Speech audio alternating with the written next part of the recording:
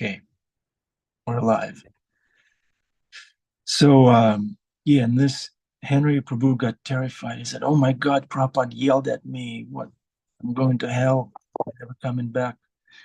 And then the following day, Srila Prabhupada was going on the morning walk, and he ran into Henry Prabhu somewhere in the temple, and he was so friendly. He asked him, "Henry Prabhu, how are you? How's everything going? How's your chanting? How's your health?" And Henry Prabhu was so happy that Prabhupada acknowledged him and that Prabhupada was nice and affectionate to him. And just a little story to encourage Henry Prabhu in his service. Thank you for being who you are, Henry Prabhu. Okay, so we are reading from Srimad Bhagavatam, Canto 10, Chapter 50, verses 45 through 49. Text 45.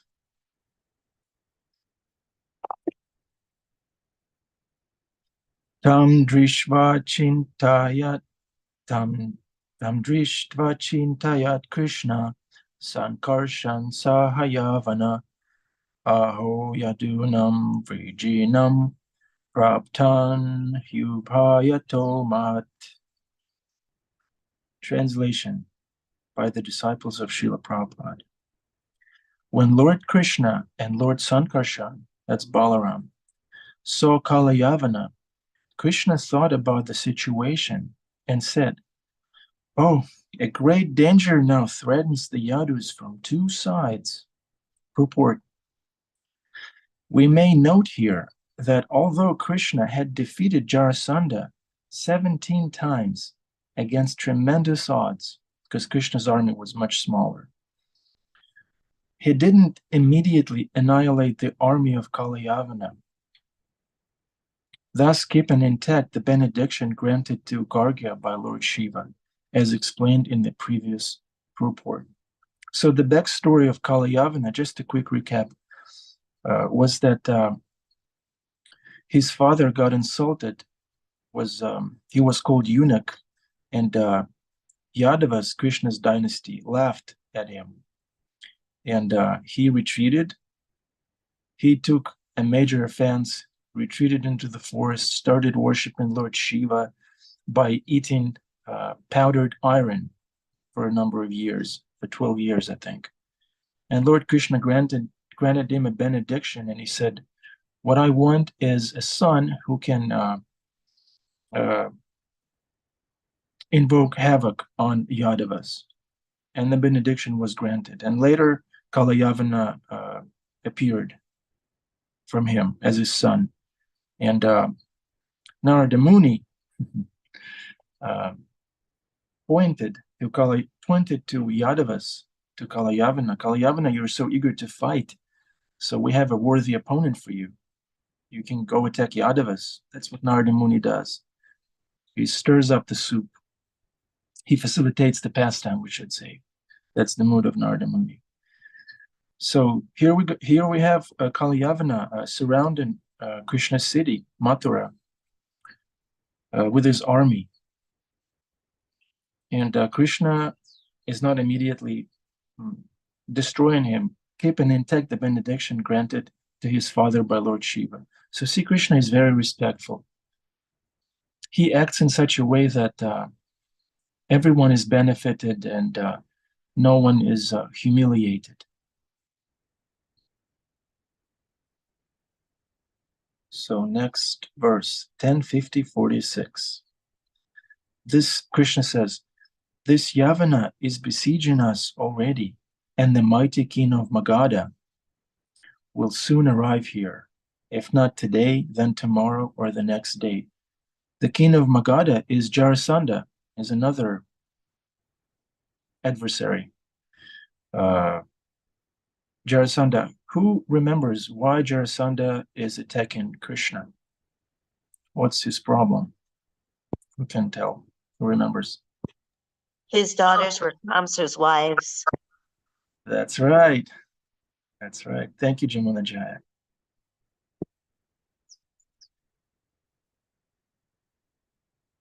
Next verse, verse 47.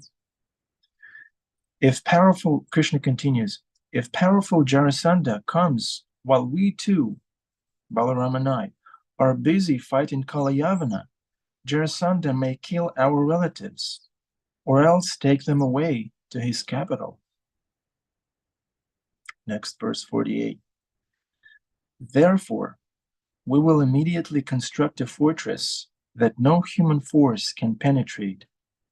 Let us settle our family members there, and then kill the barbarian king.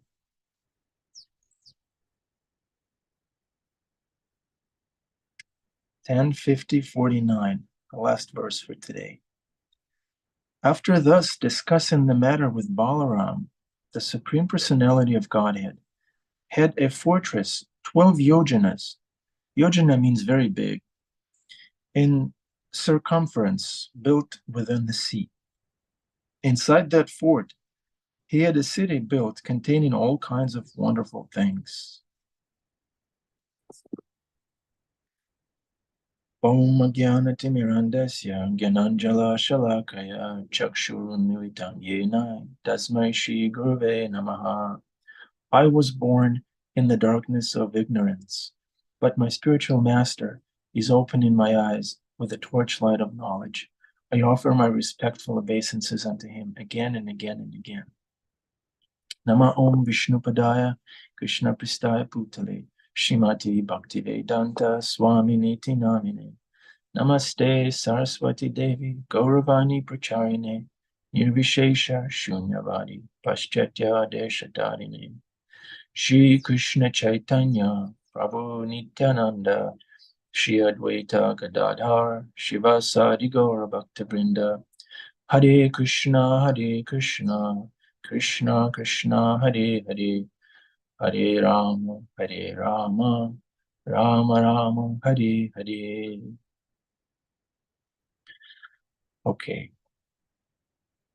So I just, before we begin, I'd like to invite everyone to participate actively in the mood of His Grace Vaisheshika Prabhu. We're going to be making frequent stops. This vehicle, this Ananda Bihari's body and his mouth will be making frequent stops for questions, reflections, and realizations. Let's keep it brief so that everyone can speak, and let's stick to the point. Let's stick to the topic. And the topic today is that Krishna always acts for our benefit, whether he is handling us roughly, whether he's handling us, I don't know, in whatever way he's handling us, it's always for our benefit. And that's the topic of today's class. And we invite your contributions. If you can think of a pastime in the Bhagavatam or a particular shloka that illustrates this point, please feel free to unmute yourself and speak. Let's make it a community class. And then also, I'd like to share something that I read this morning from His Holiness Sachinandan Swami about prayers. When we invoke prayers every morning in class by praying to Srila Prabhupada, to the Acharyas, to the Bhagavatam, to the Bhagavatam's author, Srila Vyasadeva, that should be done in a prayerful mood. And the prayerful mood is that, Krishna, I cannot do this alone. I'm not qualified for this service. It's a tall order. But with you, with your assistance, with your mercy, and with me doing my little part, this endeavor can be successful. So that's what a prayerful mood is. When it's me, it's not just me walking in the dark. It's me and Krishna. Srila Prabhupada would, I was talking to somebody and they told us that Srila Prabhupada never said, I think, I would like to say what I think. And Yeah, if you listen to Srila Prabhupada, I don't think, see, I said I don't think, you won't hear Prabhupada saying, I think, I believe, it's my understanding. He always refers to Krishna. He always yields to Krishna, yields to Shastra. He said, Shastra says this, Krishna says that, my guru says this, the acharyas teach like that. So, and Srimad Bhagavatam has wonderful prayers. It's basically a compilation of devotees calling out to the Lord. And prayer means Krishna and I, me serving Krishna. That's what prayer means. So we'd like to give this class in a prayerful mood, understanding that Krishna will, if we're sincere, if we're surrendered, pure, and eager to do our service, then this effort will be successful by Krishna's grace. So, Srila Sachinanda Maharaj says here in his little note, the Srimad Bhagavatam is filled with such sincere outpourings of prayers. For instance, the prayers of Dhruva Maharaj, or the prayers of Prahlad Maharaj, or prayers of Gajendra the elephant. These prayers come from a heart that is turning to Krishna and turning away from the world. So we're here to turn to Krishna and turn away from the world. This phone is in front of me. There's always two choices, whether I'm going to go scrolling up and down, or I'm going to turn to Krishna and turn away from the world. It's a very difficult and very fragile, very insecure, awkward position when we are trying to turn to Krishna and to the world at the same time. It's not sustainable. So we should make sure that the ratio is shifting towards Krishna gradually.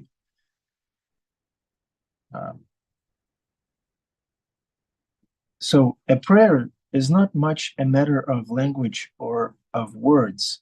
It is the language of the heart. So prayer is the language of the heart. It takes place where everything that is not you has fallen away. Our false self is fallen away. Our shadow self is being left behind. Therefore, also the prayer is only uttered with sincerity. See, sincerity is crucial when we pray. It is sometimes not easy for us to come to this point where the real me, our true self, starts to give up and starts to pray. Because in this world, we are accustomed to puru sukara, that is focusing on what a human being can do. We're accustomed to thinking that I'm going to put in this much endeavor and then I expect this much in return. And we have a very strong realization of that. We work hard, we try hard, and things happen. So our mind is accustomed to thinking in that way. But there's one missing element in this. The prayer is another way of thinking. It is, I can't do it on my own. I can't chant on my own. I can't progress on my own. I have seen it. I'm trying, but I'm failing. And then saying, okay, I surrender. I pray to Krishna. Please give me strength. I have no strength on my own. So it's not that I can't do it and I'm not going to try. I'm going to walk away and the world will go on without me. I'm so fallen. I'm so unqualified and insignificant. That's false ego, just the flip side of it. The real prayer is that I can't do it alone, on my own. We are unqualified without Krishna, but with Krishna, why not? We can do great things with Krishna, with the mercy of the Guru, under the guidance of the Acharyas, with loving and affectionate feedback from the service, from the devotees who are serving with us. And it is here at this moment when we give up and understand that we have to turn to Krishna.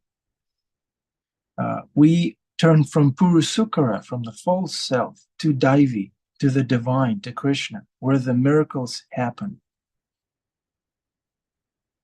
His Holiness Bhaktitirtha Maharaj expresses it like this: when a devotee is asked to do something which is clearly beyond their capacity, like giving class, definitely beyond my capacity, but still they act without hesitation, at that time the empowerment happens. Probably, so the point here is that we shouldn't be shy to try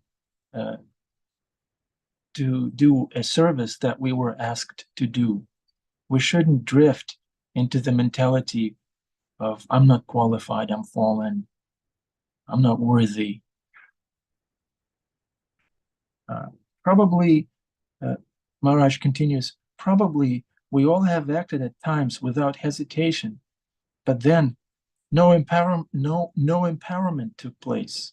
Yeah, sometimes we're eager to serve Krishna and then nothing happens, no empowerment.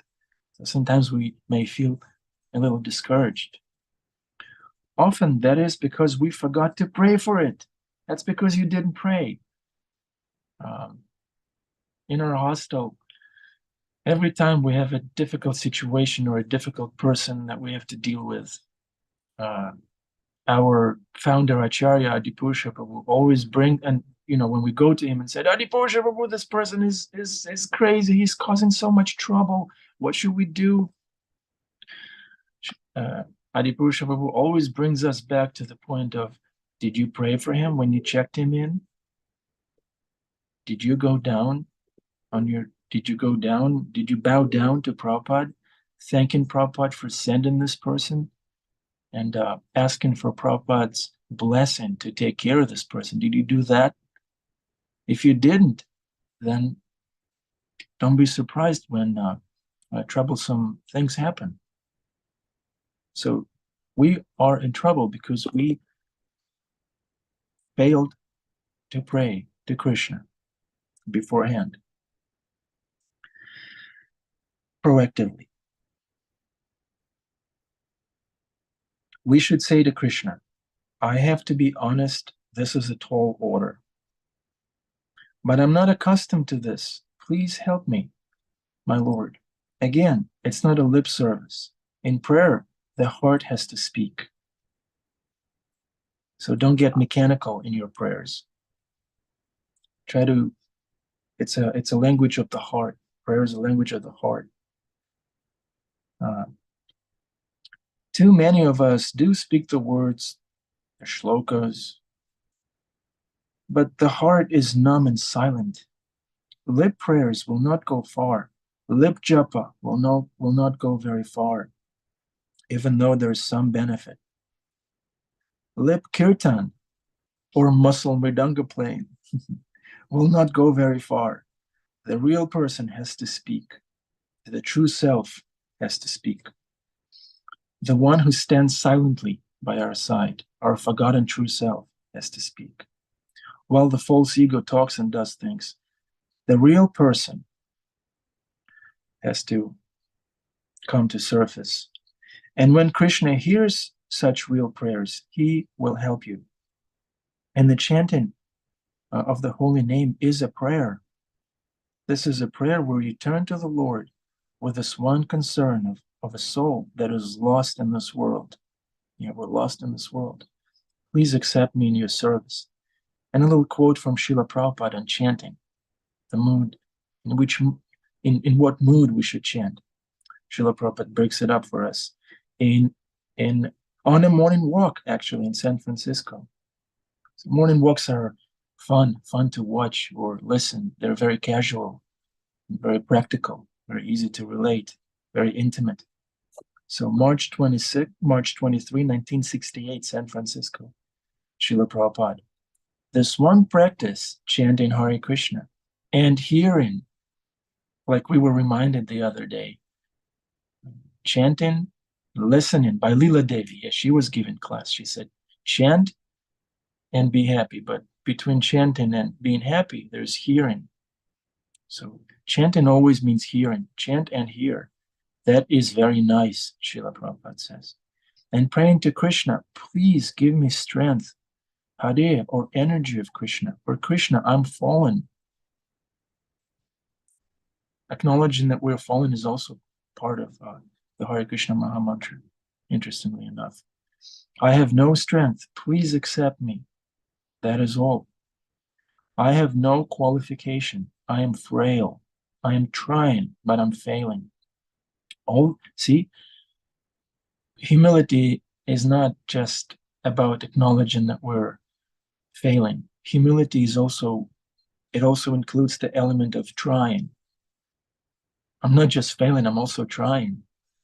Oftentimes, speaking about humility, devotees leave that out. I'm so small. Humility means acting boldly for Krishna, not being afraid to externally fail or fall short of the expected result. That's humility.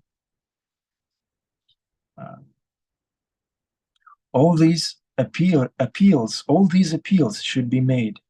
So prayer is an appeal. Chanting Hare Krishna is an appeal. And Krishna is all powerful. Yeah, that's a very important part of the prayer, acknowledging how small we are, that's one part, and then acknowledging how great and how wonderful Krishna is. That's another part of prayer. He can do anything. Even when we do not perform, trying our best, if we fail, Srila Prabhupada says, Krishna will help us. Isn't that consoling? Krishna will back us up. Just like a child tries his best, but he falls down, the mother takes up and, all right, come on, walk, like that. So Srila Prabhupada says, all right, come on, walk. All right. So let's stop briefly for questions or reflections on the subject of prayer. Maybe you had an experience while chanting that you'd like to share. Or maybe there's a practice that you do to enter into the realm of prayer. Damodar Priya. Hare Krishna, dear Ananda, Bihari Prabhu. Yes, I love this theme because it's something that I, as I was telling in our group for the Srimad Bhagavatam Seva group, that I experienced this past week, because I had the privilege of giving class at the Alachua Temple in person, and I was very, very, very, very scared of doing this Seva.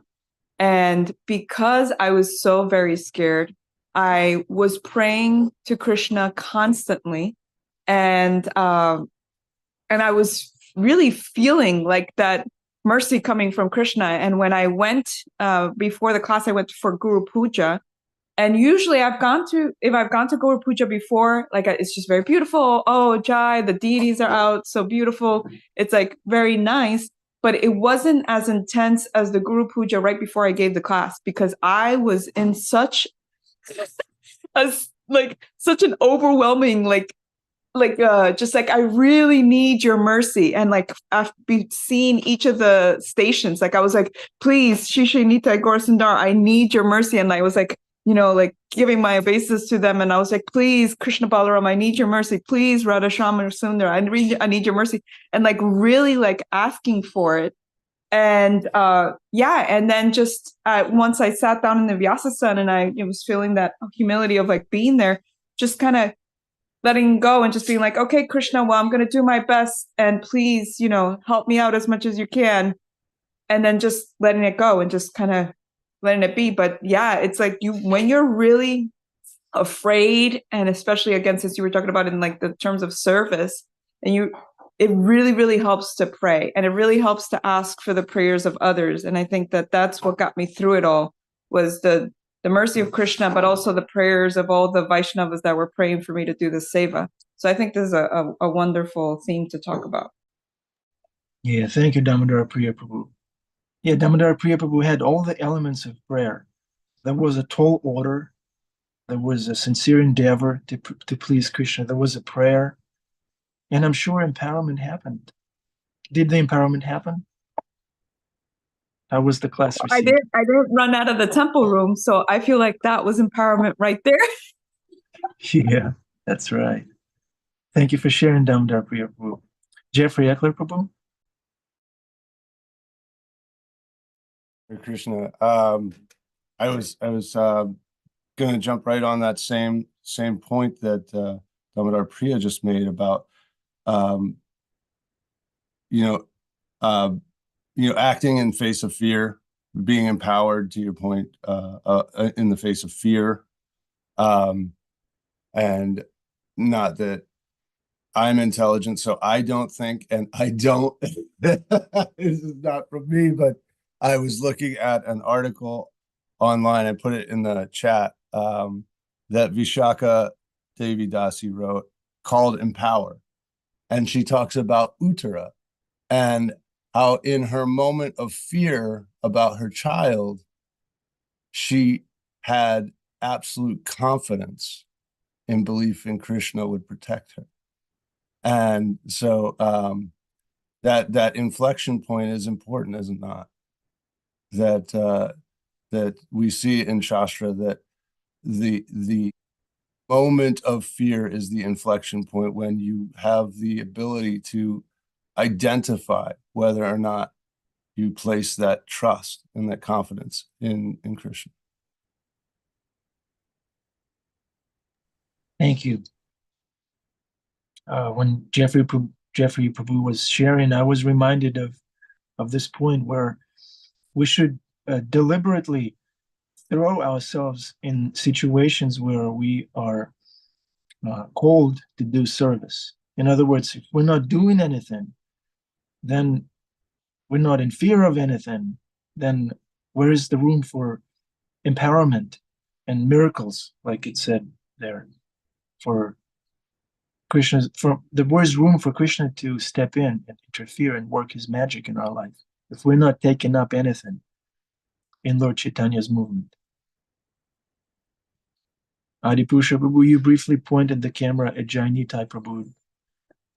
Does he want to share anything, Jainitai? No? Okay.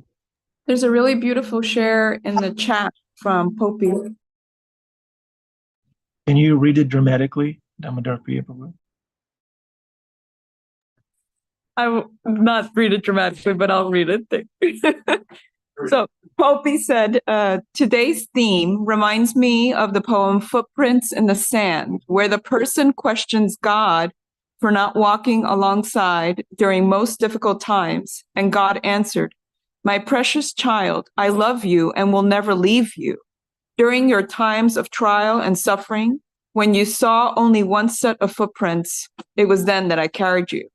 This resonates with me a lot, where I question Krishna if he even loves or cares for me every time I go through a difficult time. After the difficult time settles down, and when I reflect, I realize that Krishna was there with me, even knowing my faith was shaken through those experiences. Lesson: trust the process and have faith that Krishna has bigger and better plans, and he wouldn't leave us even when we suffer solely due to bad choices we make. Krishna wants the best for me and loves me. Thank you. Isn't that beautiful? It's very beautiful. Yeah. There's a verse in the Bhagavatam, in the in the Bhagavad Gita, in 5th chapter, where Krishna says that our troubles are results of our own foolishness and ignorance. He's not responsible for that. It says in is Krishna Daya here? Can Jeffrey Eckler, maybe you could look that up. It's in 5th canto, where Krishna says that he's not responsible for our bad karma. And then okay, Bhakti Devi, please. Hare Krishna. I've been thinking about praying a lot lately because I realized just how bad I am at it, and I really don't know how to do it. And I find myself quite often afraid to ask Krishna for anything. And I'm always so in awe of all the beautiful prayers that I do read. But I've spent the last 40 years of my life analyzing financial statements and companies, and I don't know how to write beautiful glorifications like that. So all I can do is hope that Krishna hears me, and I know Krishna knows what I need. There's no doubt about that. But I do have a hard time with prayer. Yeah, corporate America is a heavy condition in. Yes, it is. Yeah, but Krishna is so wonderful that he can sort it out for you, because that's all that Krishna does. Helping us is all that Krishna does. He's not interested in anything else. There's no other business. Maintenance is all taken care of. Creation, annihilation, all that is all taken care of. Krishna personally has no other business than helping us out. Yes, thank you, Ananda Bihari. Thank you. He just hold on. Let me back this up by Shastra, and then we're gonna have Bhima, Jamunajaya followed by Bhima. So here's the verse.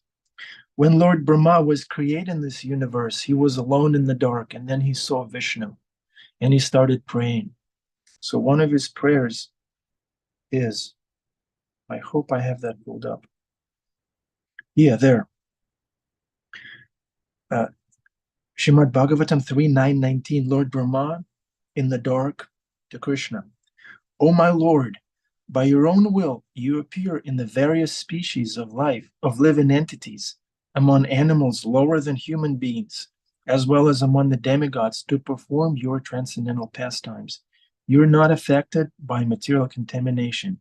You come just to fulfill the obligations of your own principles of religion, and therefore, or Supreme Personality, I offer my obeisances unto you for manifest in such different forms. And the other verse is in the same chapter. It's verse 23. Or Supreme Lord, the Personality of Godhead. The Supreme Personality of Godhead is always the benefactor of the surrendered souls. His activities are always enacted through his internal potency, Rama, or the goddess of fortune. I pray only to engage in his service in the creation of the material world, Brahma says, and I pray that I not be materially affected by my works, for thus I may be able to give up the false prestige of being the creator. So Brahma acknowledges that Krishna is always benefiting everybody, and he prays that he doesn't get puffed up by the tall order that he was asked to perform, order of being the secondary creator. Okay, Jamunajaya, followed by Bhima Prabhu. Hare Krishna. Um, First, where were you reading from the whole thing of the prayer? Is that from Satchidananda's Living Name book? What was that you were reading from? That was the monthly newsletter. Oh, okay. Sagarnagati. Okay. It was so beautiful. Thank you for sharing it. I had two quick points. One, to Bhakti Devi's point, during Kartik, I think I mentioned in another class that my vrat was to read a different prayer every day. And I found it so helpful when you feel like, I totally get it, Bhakti Devi. I don't have beautiful language. I haven't spent years in corporate, but I'm a clown. So it's almost just as bad. But reading the words, I started with A, the prayers of Akira, B, the prayers of Lord Vermont. I went all through the month. And just even reading those prayers, if you can't write your own, they're there for us. So I just wanted to put it out that way. There's so many there for us to model, even if we can't. But then I had an experience just recently about your point about you can't do it alone. 2024 has been quite challenging, and I literally fell to my knees one day, hands clasped, sobbing. And we don't want Krishna to be the order supplier. But Krishna knows your heart. And I just sort of spilled it out, as they say in basketball. I left it on the paint in my prayer to him, ugly cry, sobbing, whatever. And then I just sat back and I said, and I trust you.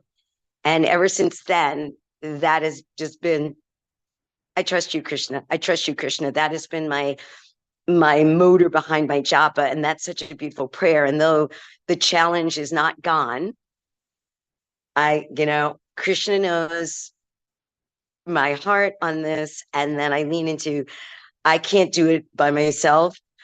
What's ahead, but I trust you. I trust you. I trust you. And that's given me so much solace in a challenging situation. So I just wanted to share that.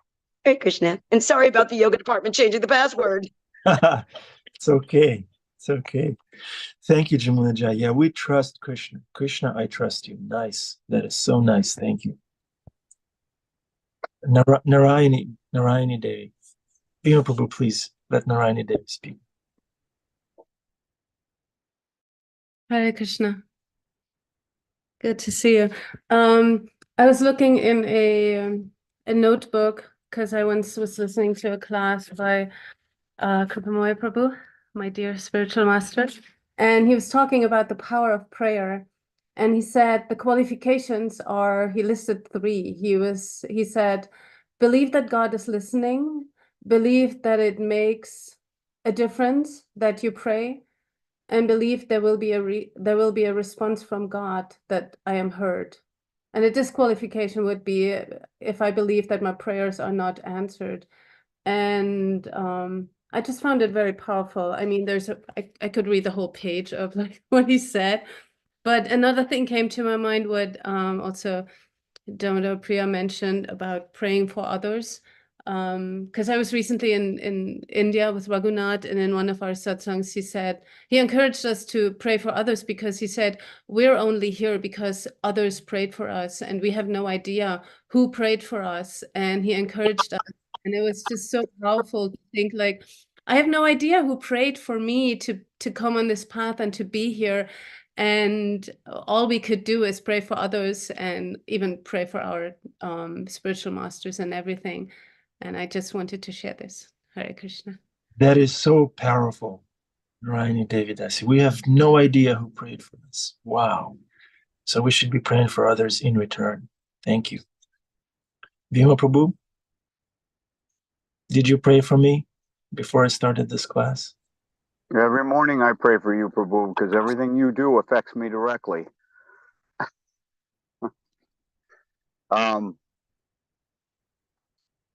I just would like to reiterate the fact that everything that we do, whether we are aware of it or not, is a prayer to Krishna.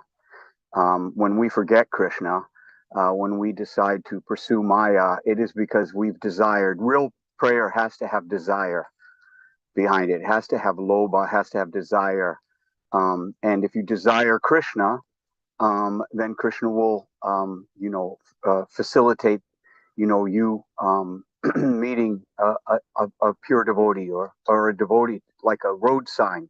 When you're driving, if you desire to get to a certain destination, all of a sudden there'll be take a right here to get to such and such. And that's like meeting a devotee, someone who knows, a map. And so similarly, Krishna also fulfills our desires for forgetting everything.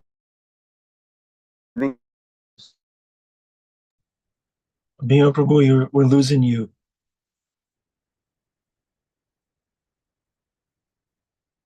We lost Bhima Prabhu. We hope he'll be back. Would anyone else like to share their take on prayers? What's your experience in praying to Krishna? Maybe Krishna has responded to you in a particular way that you'd like to share. This is an open mic.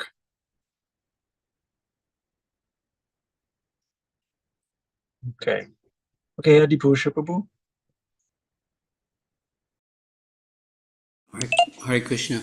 Yeah, wonderful class about taking shelter and prayer as our access to appealing to Krishna for that shelter.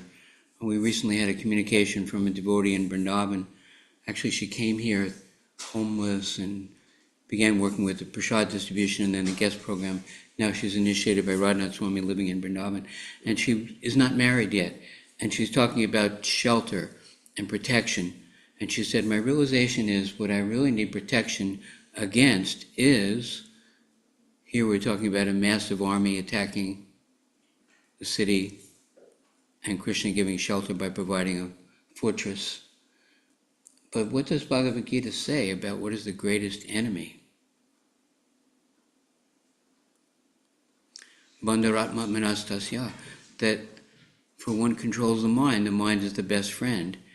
For one who fails to control the mind, our very mind is our worst enemy. Vaisheshekha Prabhu always quotes that thing from Pogo cartoon, we have found the enemy and it is us. So Krishna says, you are the cause of your pleasure and pain. So our greatest enemy is very subtle, the mind, and the mind is difficult to control, like trying to control the wind. It's possible by constant practice and by detachment. So we have to understand that she said that what I need protection, if I have a husband or someone in my life, I need protection from my own mind. The Christian scriptures say that idle mind is the devil's workshop.